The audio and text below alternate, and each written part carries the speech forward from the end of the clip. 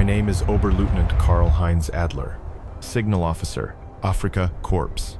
That night, from a bunker near Tripoli, I caught whispers on the radio. Strange interference, voices layered over static. Casablanca, Oran, Algiers. 3 words that meant nothing until they meant everything. Berlin said it was a convoy for Malta. They were wrong. Across the dark Atlantic, I could see the glow of ships, a necklace of light stretching beyond the horizon, and I realized the war had changed forever. America had arrived. Berlin was calm. Too calm. Every message from the front spoke of victory. Stalingrad, the Caucasus, the Nile. They said the desert would soon be ours again. In the radio rooms, we joked that the Americans were still chasing shadows in the Pacific. Another the Fuhrer easy himself victory for our laughed Navy. when told of ship movements near Gibraltar. A convoy to Malta, he said. Let them sail. No one dared to correct him. But deep down, some of us knew something didn't fit. The Italians kept calling desperate, nervous.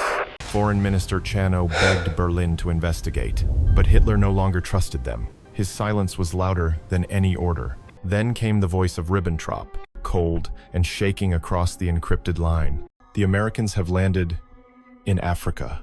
For a moment, the room froze. No one spoke. No one even breathed. We had been fighting the British for 3 years, and now a new army had stepped onto the sand. It felt as if the ocean itself had turned against us. We thought Roosevelt was a man of words, not war. But after Tobruk fell, the world saw something different in his eyes.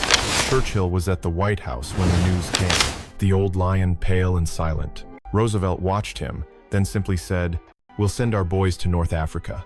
It was madness, or genius. His own generals wanted France, a strike across the Channel.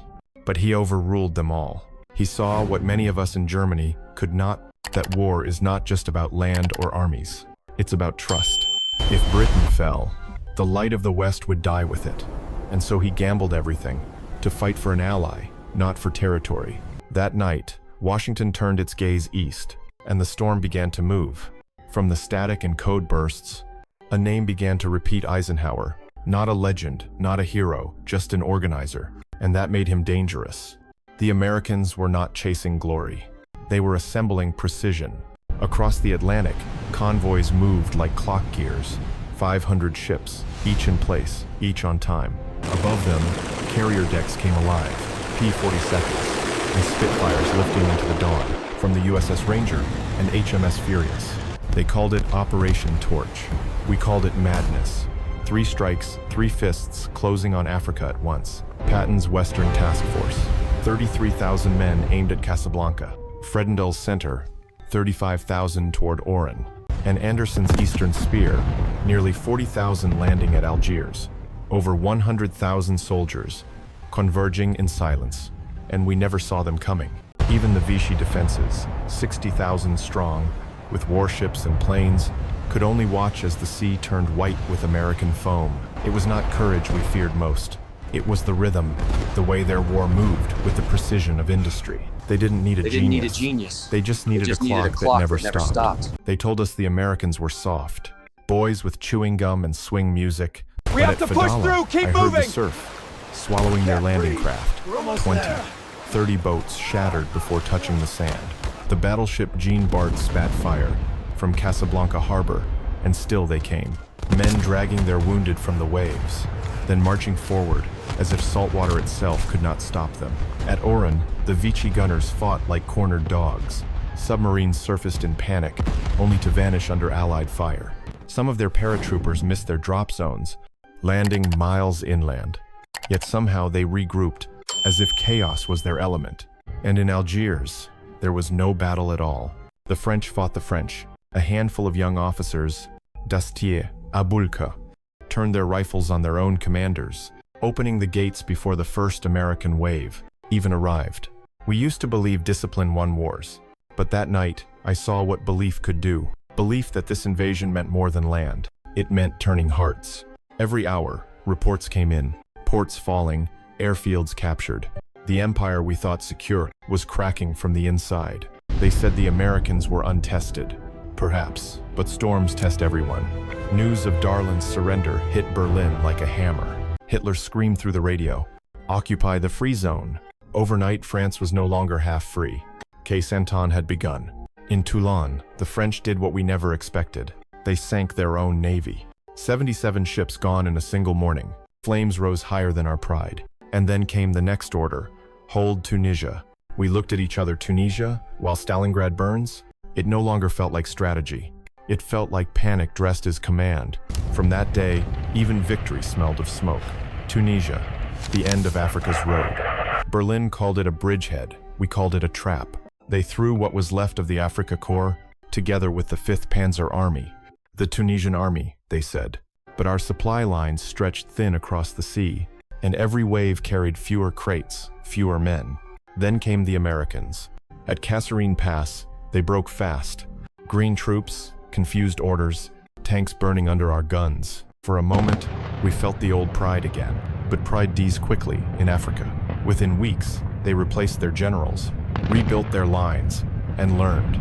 They learned faster than any army I had ever seen. By spring, their fighters hunted our transports like wolves.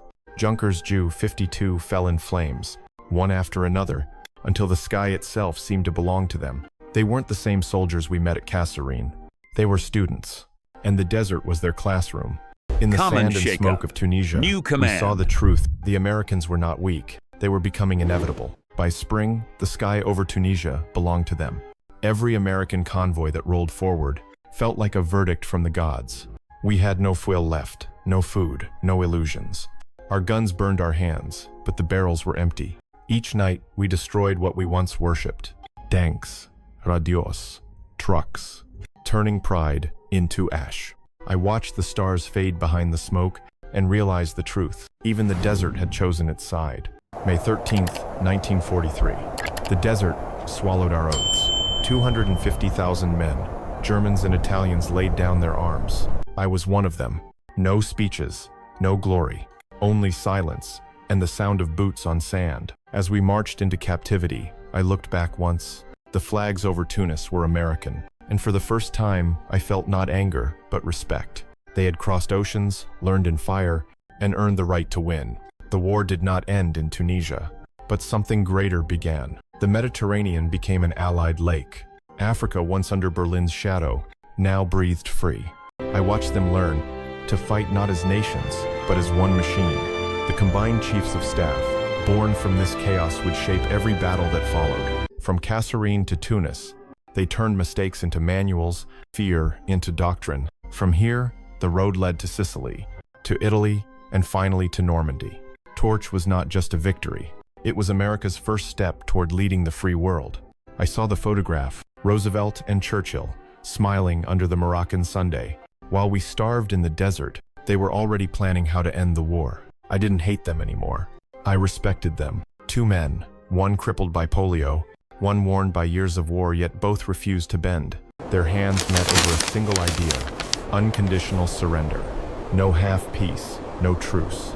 Only an end strong enough to build a new world. The day I laid down my rifle in Tunis, I understood that victory is not measured by maps. It is measured by logistics, patience, and the ability to learn. If Berlin had a Roosevelt, perhaps I would not be here to tell this story. But history chose otherwise. And I am grateful, because I lived to see a nation learn how to win without losing its soul.